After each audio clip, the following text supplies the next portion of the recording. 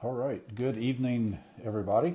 My name's Adam White, and I thought I had everything set up here with this camera on on Facebook, and it is different once we actually got live. So, apologize for that. See if I can't find something that will help us keep that where it needs to be.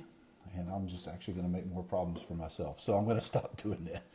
All right. So, good evening. And just wanted to say hello to all of you.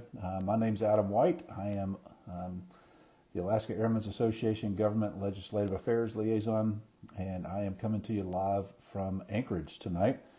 It's good to see some familiar names popping up here. How you doing, Sam? And so looks like we've got some folks popping up here on Instagram as well. So let's see what happens there with Instagram. I'm not seeing too many people pop up there. So anyway, I don't want to take too much of your time tonight. I got several items that we need to discuss.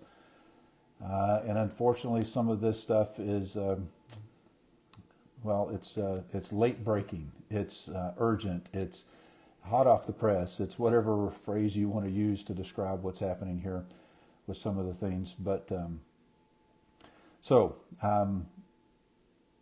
charting. Let's talk about charting. So hopefully you have current charts. Hopefully you either you use paper charts and you buy a new chart with the chart cycle, or you use a third-party app, whether it's ForeFlight, Garmin Pilot, WingX. There's lots of other vendors out there for some of this stuff. You may have noticed that international data, the international areas of our charts here in Alaska, the Dawson sectional is probably the most recognizable chart where this has happened. Canada is now gray. There is no data. It's this black and white grayed out area on the chart. There's several reasons for that. Historically, the FAA has had a problem with ensuring that the data they have is current and pertinent, and getting that data from foreign countries has not always been the easiest. Now, Canada has been the easiest to deal with of all of them. Russia, very difficult to make sure that the data they were putting on U.S. charts was current and accurate. Mexico, same kind of thing. So the FAA charting office decided they were going to remove that data from the charts. That could be an issue for some of us. So be careful of that. Be aware of that and plan accordingly. If you're going to be flying through Canada, probably going to need to get a subscription and whatever app you're using to include Canadian airspace, or just buy the paper charts to be able to do that. So that's been a change. Wasn't really sure when that was going to happen, but it just popped up on this last chart cycle. Kind of had an idea that was going to come eventually, and sure enough it did. Something else that's come out of that is that there is a potential that private airports may change how they're charted in the future, most likely in the fall. Alaska Airmen's Association, along with AOPA and other industry groups, is asking for more clarification on some of the language that we're seeing. It initially came out that they were going to remove some of the tags like emergency use only, or those type of tags from private airports. But now some of the language is a little confusing, and it may actually go beyond just removing that. There's some criteria that the charting office has talked about.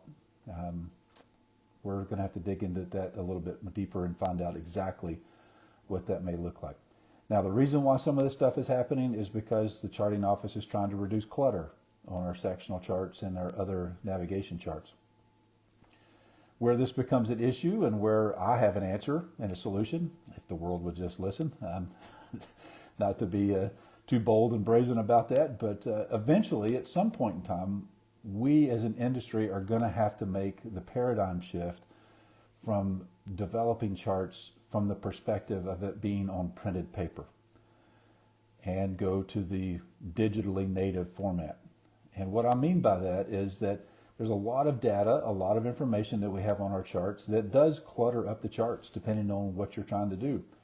But yet that information is vitally important for other operations.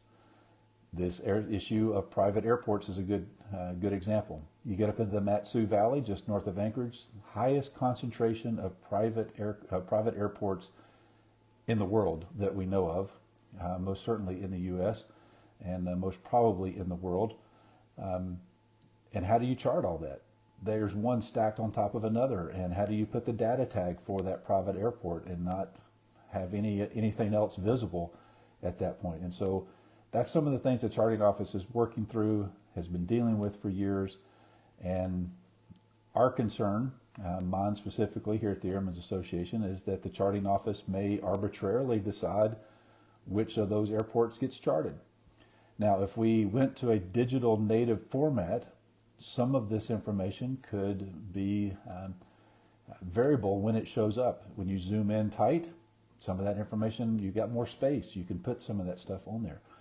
You zoom out, you get up into the flight levels, you don't really care of the 50 airports that you can see if you knew they were there, because you're not going to be operating in and out of those when you're flying in the flight levels. But those of us who fly at the lower altitudes, it's very handy to know that there's a private airstrip close by. And if you're trying to fly into a friend's airstrip, much nicer to have it marked on the chart than not. So we're working through that issue, trying to figure out what that's going to look like in the future, but that's an issue that's come up here recently that I wanted to update you on and let you know that the Airmen's Association is on that. We're looking into it and trying to be a part of helping the charting office understand our needs here in Alaska for the benefit of these private airports and the reason why we think it's important that they are charted. So the next two topics I have are big, major, significant. Insert your own descriptive words in for that. You may have heard already that there is a need to re-examine 137 pilots.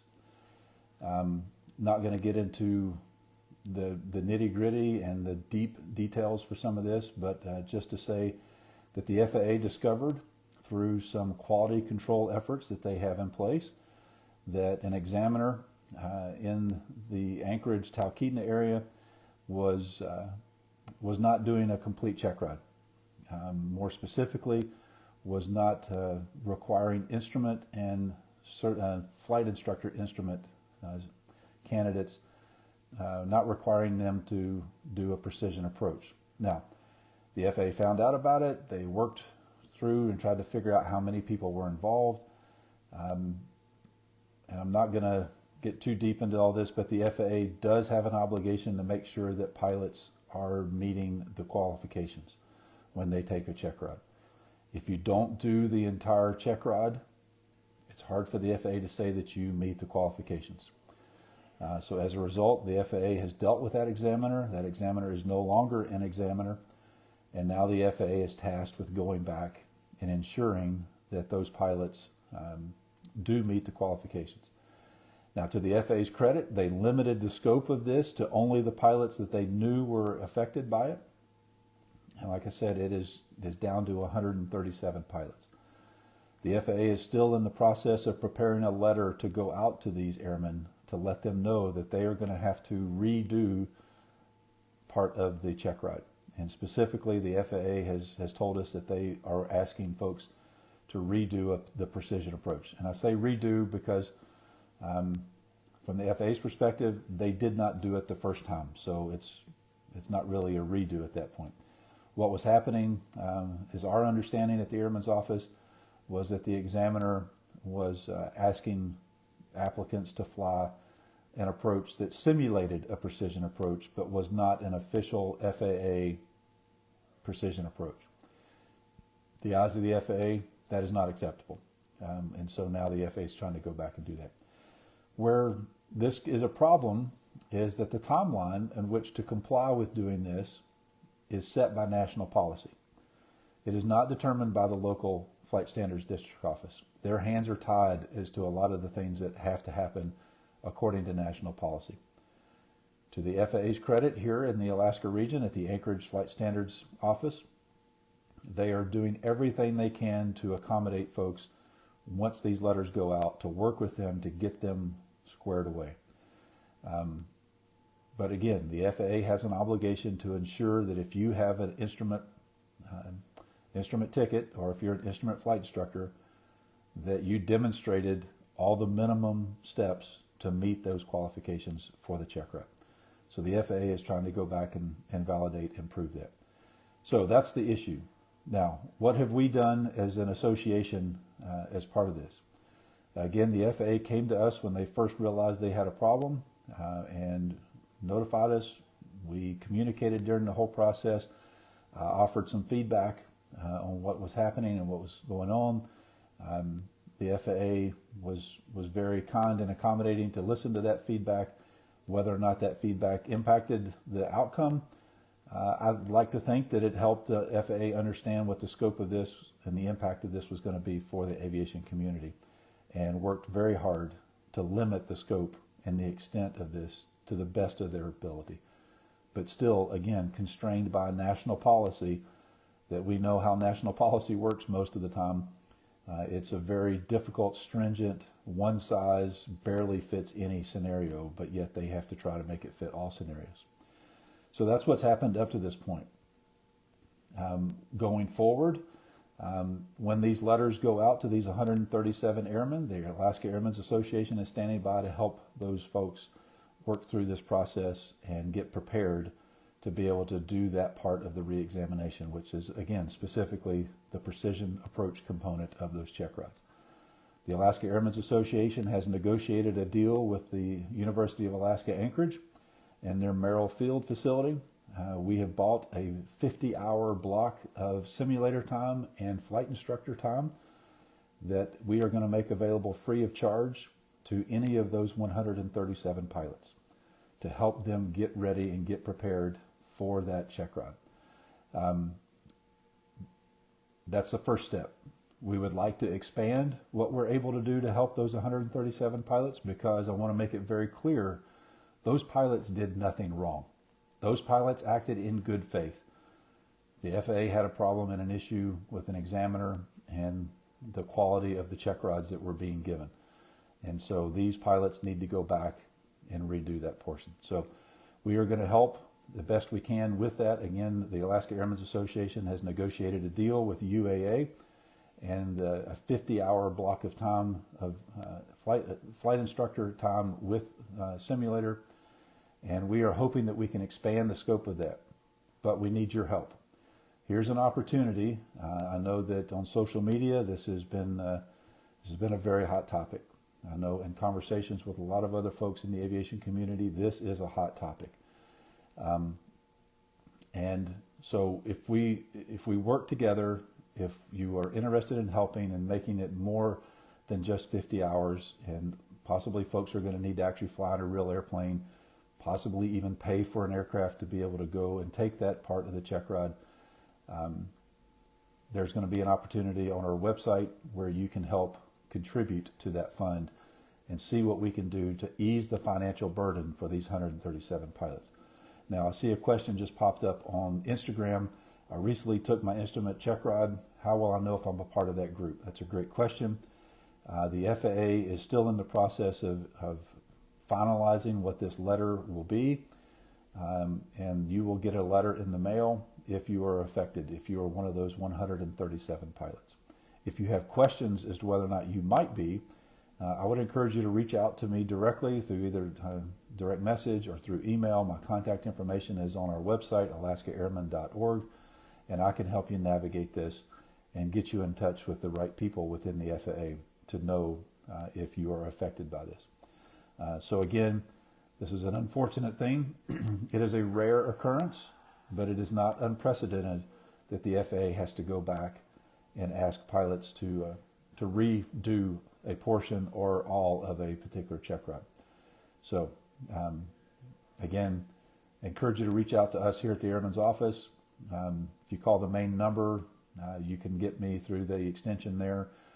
You can also send me an email, again, adam.white@alaskaairmen.org. You can find my email address on our website, alaskaairmen.org. So the last issue that I have for us is I was hoping was going to be all good news. But as of Friday, I got some late breaking news that it may not necessarily be all that we had hoped. Restricted area north of the Alaska Range at the northern part of Windy Pass at the Clear Space Force Station, R2206. We've talked about this for several years now. There has been a temporary flight restriction over that installation for a couple of years now as they are building a new radar. That temporary flight restriction came down on the 29th of December when the new chart was released, and the expanded R2206 has now been charted. That's a good thing. We worked very hard with missile defense, with the FAA to go back and forth, and a lot of your input and your comments was very influential in being able to get that airspace to what it actually is today. We still have access along the Parks Highway for a visual reference to get through the area. Missile Defense and the FAA was very accommodating with altitude structures to be able to get us around that airspace when we needed to. We made some concessions as well that sometimes they actually need to test parts of the radar that would block out some of the lower altitude strata, but they are only going to do that a few nights a week, from 2 in the morning to 4 in the morning. Missile Defense and the FAA followed our recommendation. The Alaska Airmen's Association made a recommendation that we needed to have a radio frequency that would broadcast when those lower segments were going to be turned on outside of the NOTAMed times. We have that system in place now. There's also a visual light beacon that will activate when that lower strata of airspace is activated outside of NOTAMed times. So again, very long process, very successful in getting things done with the compromises and the back and forth with that.